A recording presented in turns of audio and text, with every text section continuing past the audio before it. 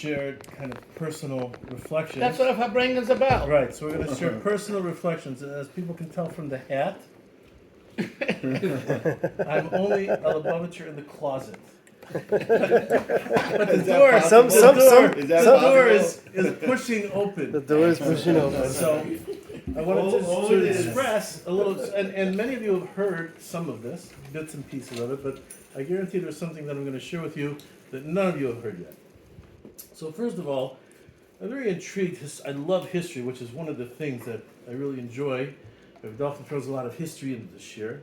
And by the way, Moshe was sending you my questions on the Tanya before I was even part of the shir, if you remember, by WhatsApp. I do remember. I would discuss with Moshe my questions on Tanya. I remember very clearly, yeah, go ahead. Okay, so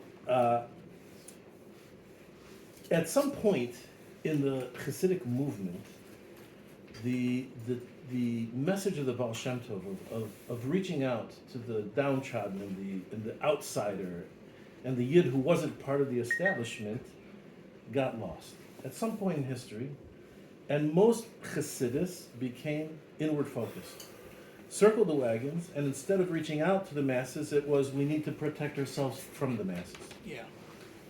What's the notable exception is Chabad. Yeah.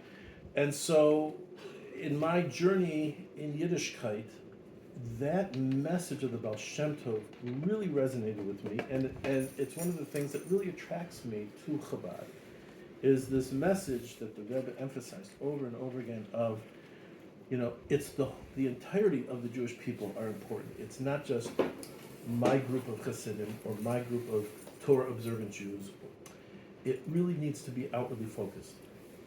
So that's one thing. The other thing is, after coming to Eretz Yisrael, you have to have an appreciation of the Mesiras Nefesh that people, the sacrifice that they go through, especially in a time of war. And it's difficult when you're exposed to other, let's say, voices that don't appreciate the boys and brothers and fathers and sons who are defending the country and defending other Yidden with their lives. And again, Chabad is one of the few exceptions that, without any busha, says we appreciate what you're doing. We appreciate what you're doing. And I really enjoyed when we were learning the letters from Rabbi Khan about the response. Oh, those letters. The response to the Satmar Shita. Because what you guys don't get is I get the Satmar Shita.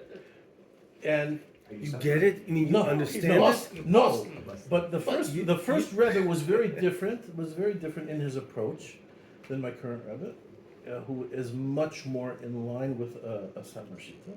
The current Rebbe is in line more with the Satmar Shita, you said? Yes. Okay. Yes. Rebbe Yitzchak was very much like, yeah, the state is not ideal, but it's the reality, and we have to do what we can to make it as good as we can. And he was very involved with the government and very involved with the soldiers. And yeah, sure. He raised money. There were tzitzis campaigns, and it was a very different thing. That's one. Another aspect is that I'm very attracted to Chassidus, and we've had this conversation, and your good friend over here mentioned there's Kabbalah and there's Chassidus, and it just struck me that when I was learning Kabbalah, and I learned Kabbalah with a Sephardic Rebbe who was very into Kabbalah, that there were many times when the text was intentionally confusing. And he would point out, it's intentionally confusing so that you must be learning Rav L'Talmud.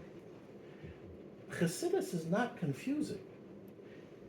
It may be difficult to understand without Torah Menachem, but it's not confusing. It's not intentionally confusing.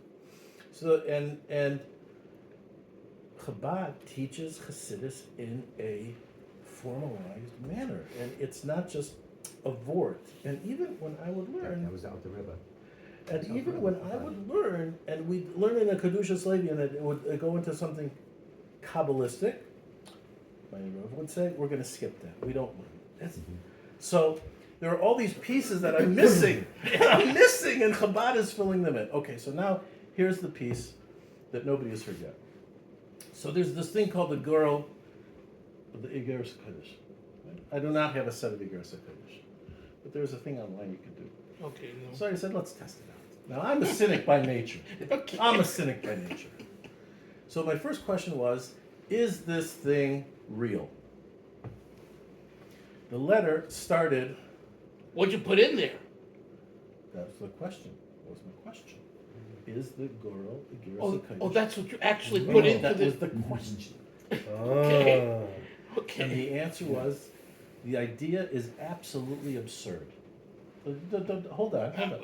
Absolutely absurd. Now, the letter had to do about a kosher cruise on Shabbos and everything, and the Rebbe went point by point, how saying there's absolutely no way that no matter what they tell you, there's no way it could be that way, and it's absurd. And I think he used the word absurd a few times. So then the second question was, if it's absurd, why do people do it? The answer had to do with Yetzias Mitzrayim and the Yidden in Mitzrayim.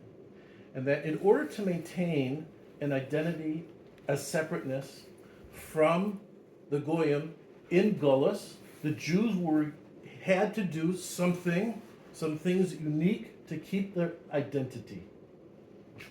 That's why. Question number 3. Should I keep asking questions? This is it, sir. Should I keep asking questions? My answer will be addressed in a future letter. And that's So let's keep going. Matt, I'm keep telling going. I haven't even told you that. No. So I say You're a believer. Chaim. You're a believer in Igeres Kodesh. Okay, sure. Look,